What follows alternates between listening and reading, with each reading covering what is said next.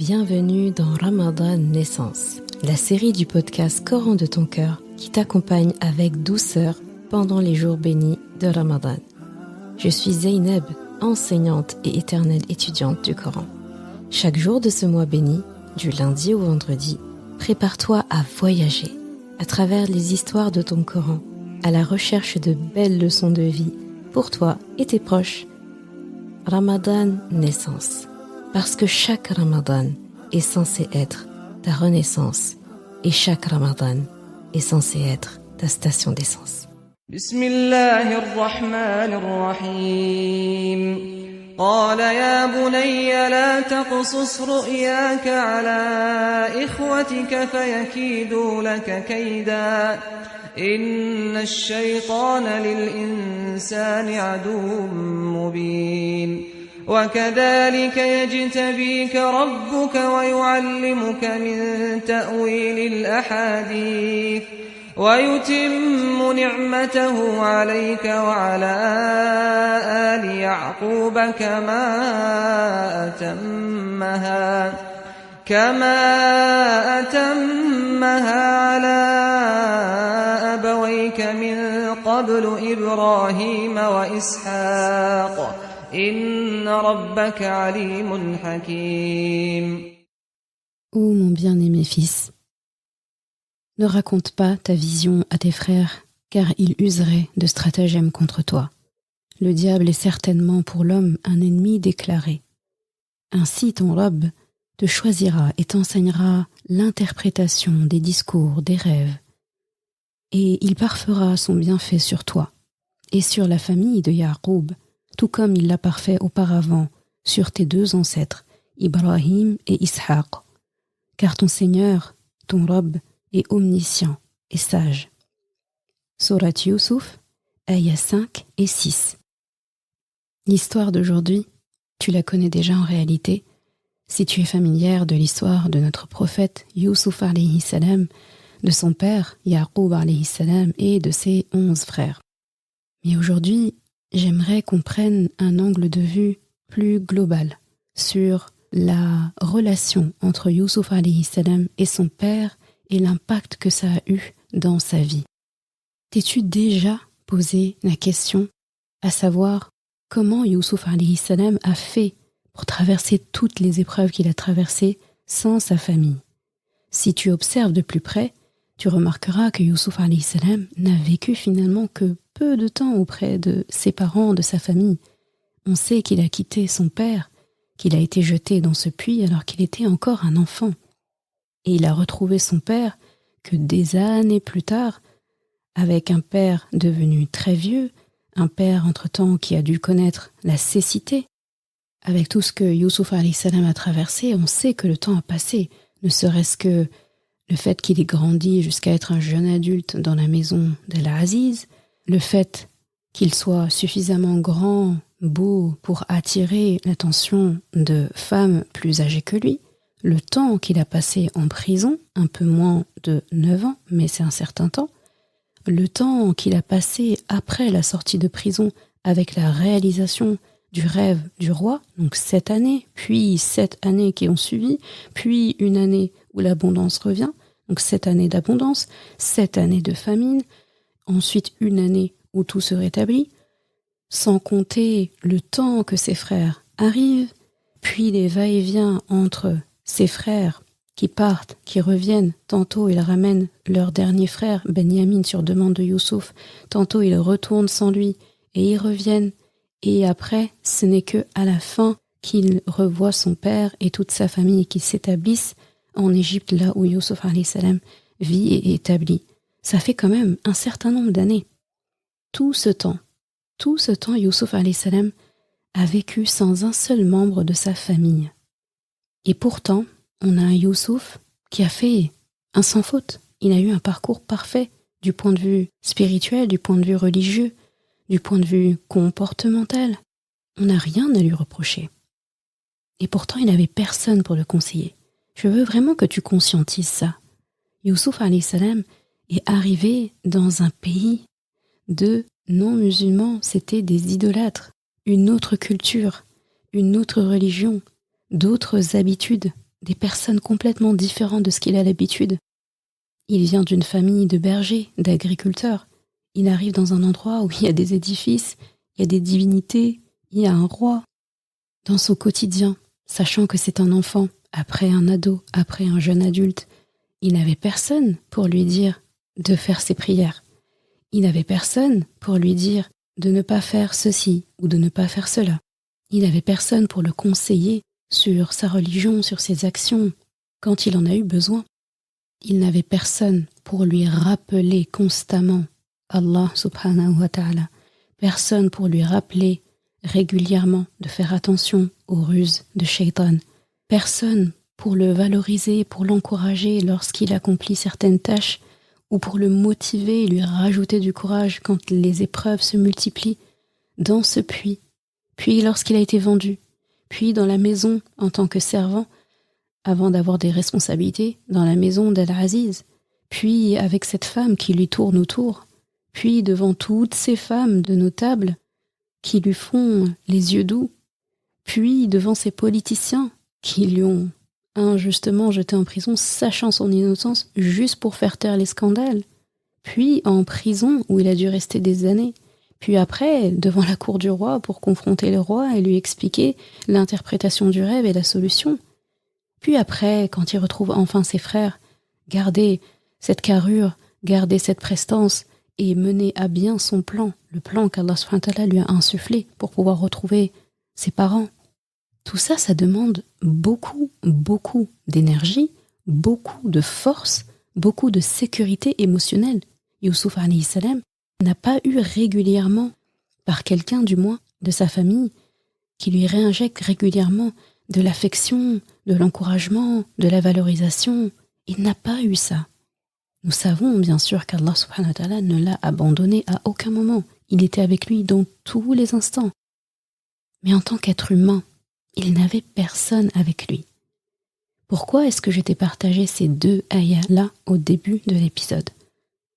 C'est parce que ces ayahs sont très importantes. Avant que Youssouf alayhi salam ne quitte son père et ne soit jeté dans ce puits, eh bien, dans Surat Youssouf, la seule conversation que nous avons entre Youssouf alayhi salam et son père, eh bien, c'est celle-ci. D'abord, elle lui raconte le rêve qu'il a fait, puis Yaqub alayhi salam qui lui répond ce qu'il lui a répondu. Il a commencé par le mettre en garde, par lui dire « Fais attention, ne parle pas de ce rêve à tes frères, parce que on ne sait pas ce qu'il pourrait faire. » Et Shaitan est très doué pour semer la zizanie entre les gens. Cette parole, on ne fait pas attention, mais elle a beaucoup aidé Youssouf alayhi salam dans son cheminement, dans son âge adulte, dans son évolution, son épanouissement. Cette phrase ne lui a pas seulement appris à ne pas dire à ses frères à propos de ce rêve, mais plus largement, ne dis pas aux gens, ne confie pas aux autres les choses intimes de ta vie, les choses aussi importantes, si ces personnes-là, en tout cas, ne sont pas dignes de confiance. En gros, choisis à qui tu parles. Tu ne sais pas qui a quoi dans le cœur. Ça ne veut pas dire de ne rien dire, mais quelque chose d'aussi grandiose, qui est censé finalement driver ta vie. Ça va être un élément important de ta vie. Ce rêve est capital, en fait, dans ta vie. Ça trace ton destin. Tu ne peux pas confier ça à n'importe qui. Donc s'il l'a mis en garde de le dire à ses propres frères, Youssouf alayhi salam, en grandissant, même s'il est loin de son père, il comprend que en Égypte, il ne pourra le raconter à personne.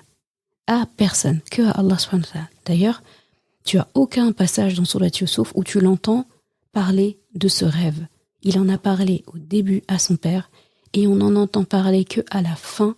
Et là, c'est encore lui qui parle en premier à son père en disant « Papa, c'est l'interprétation du rêve que j'ai fait quand j'étais petit. Regarde, Allah l'a réalisé. » Et il nous a réunis et jusqu'à la fin du passage.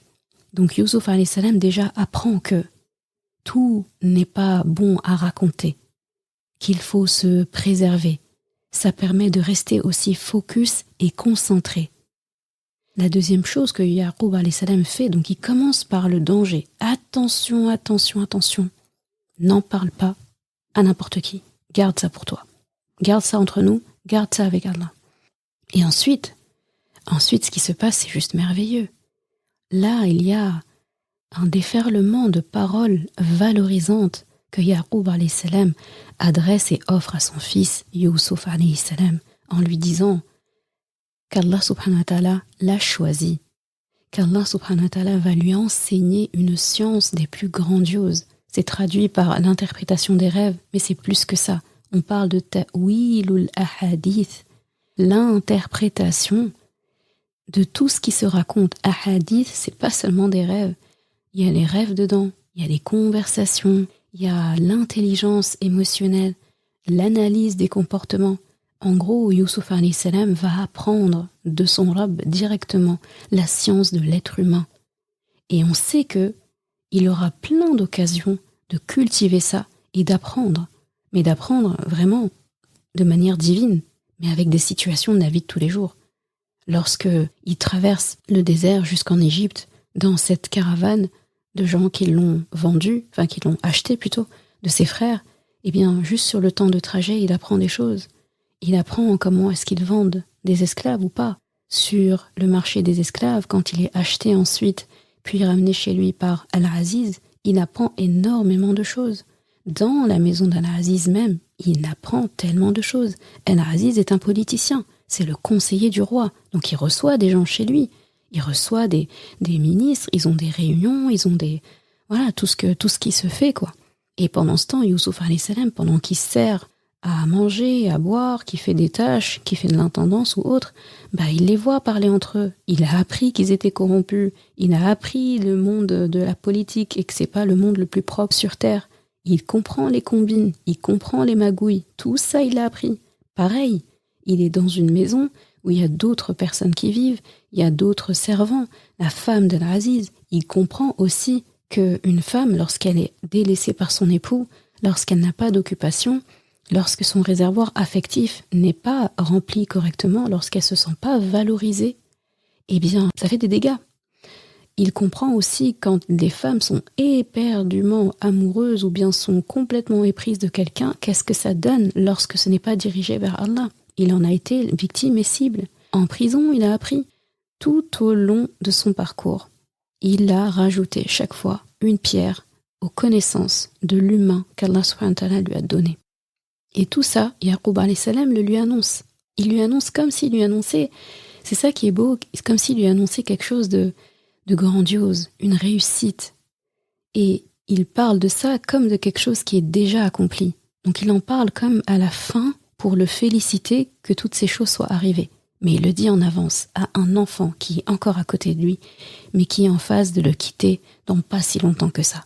Donc Yaqub alayhi salam le félicite et lui explique en fait qu'il a un avenir grandiose qui se dessine devant lui.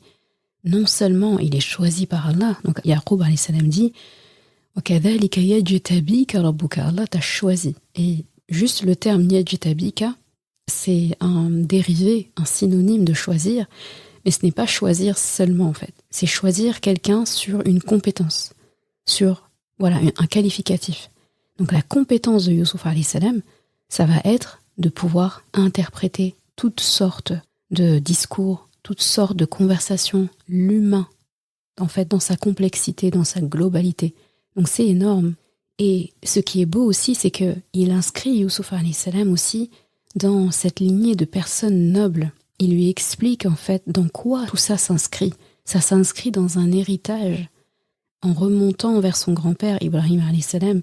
Donc il a forcément entendu les histoires de son grand-père, de ses grands-pères d'ailleurs, parce qu'on parle de Yaqub, dont le père est Ishaq, donc déjà le grand-père de Youssouf alayhi salam, puis son arrière-grand-père Ibrahim alayhi salam.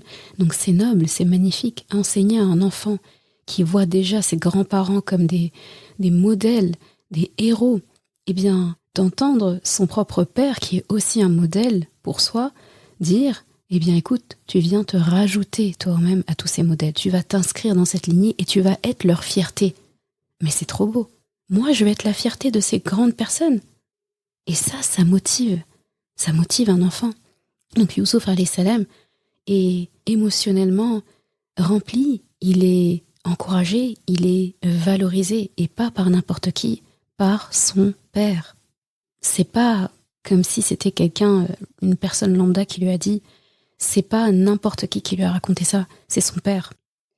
Et une parole aussi très importante, Yaqub alayhi salam, est très stratégique dans sa manière de parler, très sage aussi, un père exemplaire, un père qui est au fait et qui connaît très très bien la psychologie humaine.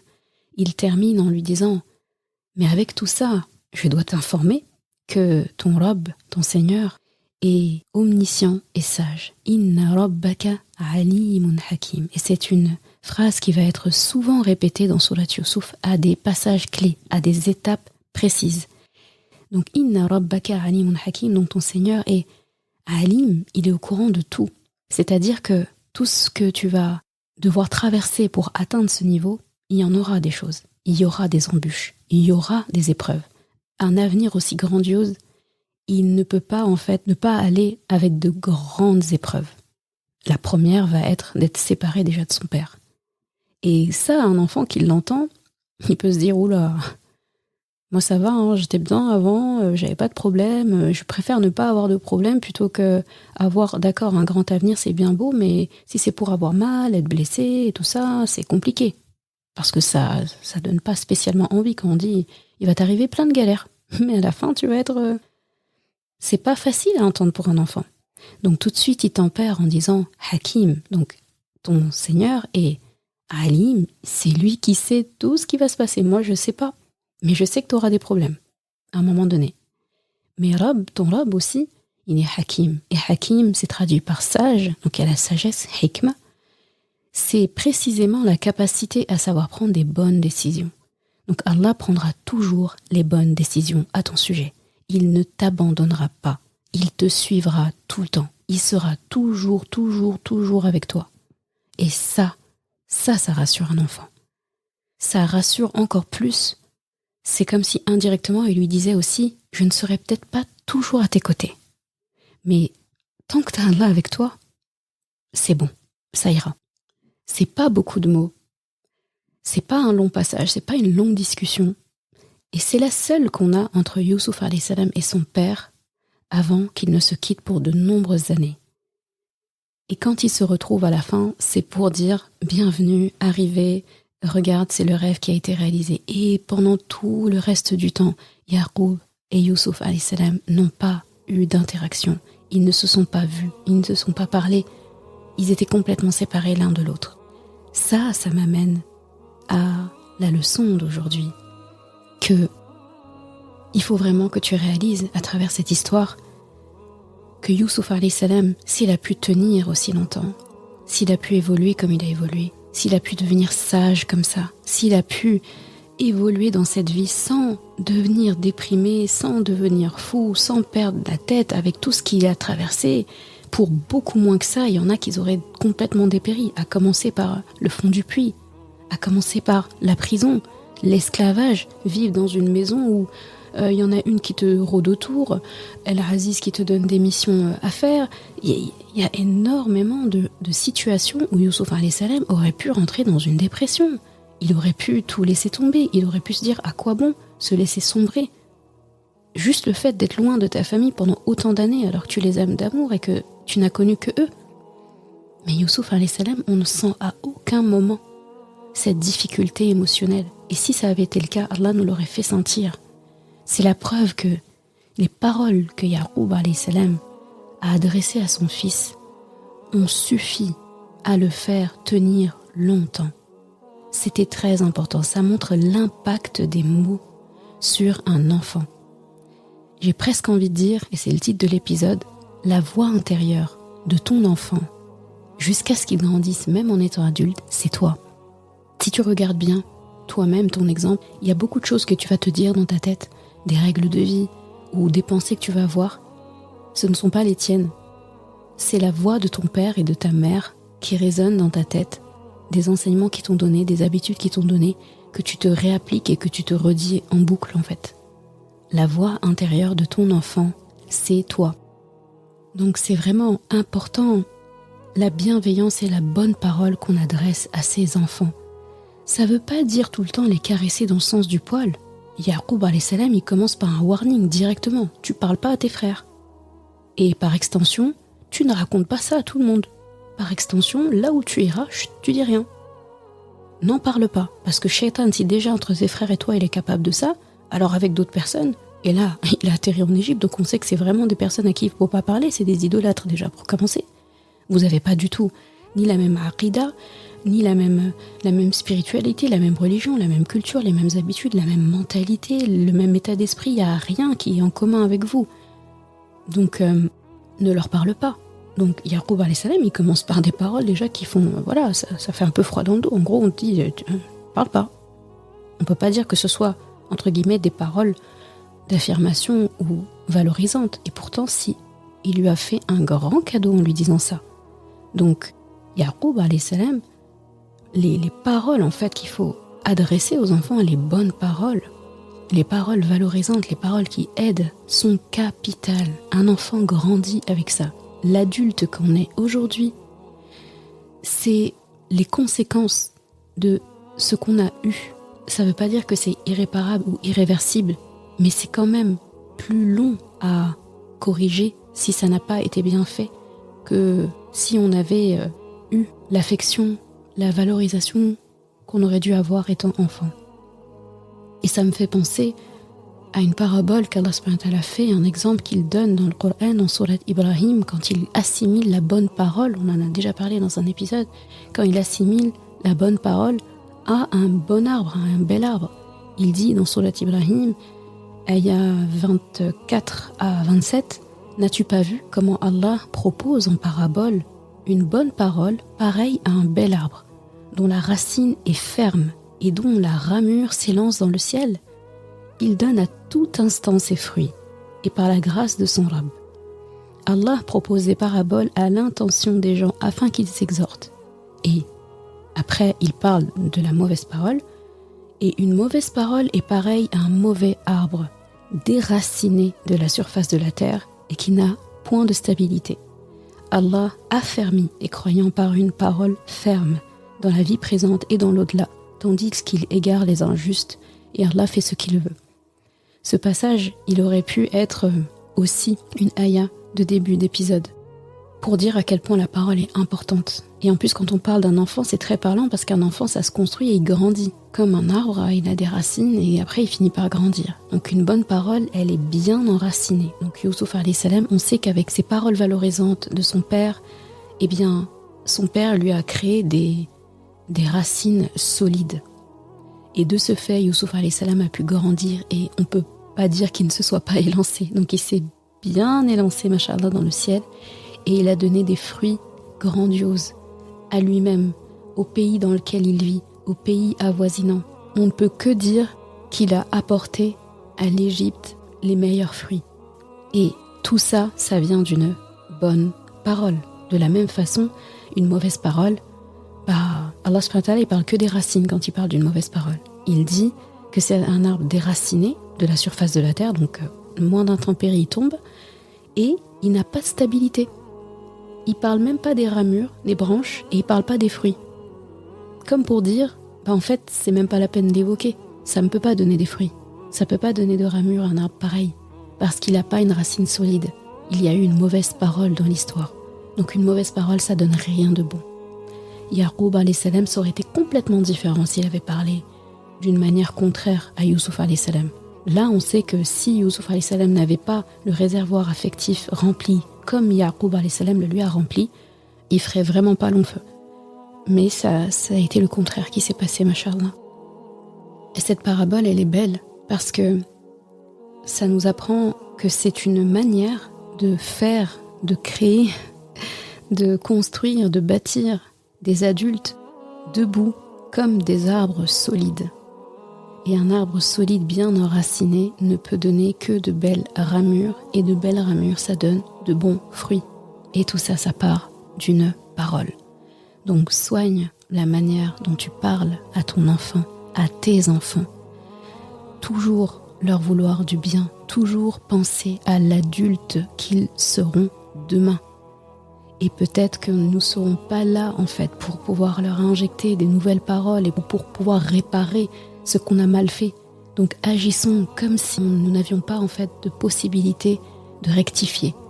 Agissons comme si nous n'avions pas de deuxième chance. Il ne faut pas se dire on verra plus tard. Non, ton enfant aujourd'hui. Si tu dois le prévenir de quelque chose, fais-le. Si tu dois l'encourager, fais-le. Si c'est pas toi qui l'encourage, il va chercher toute sa vie quelqu'un pour l'encourager.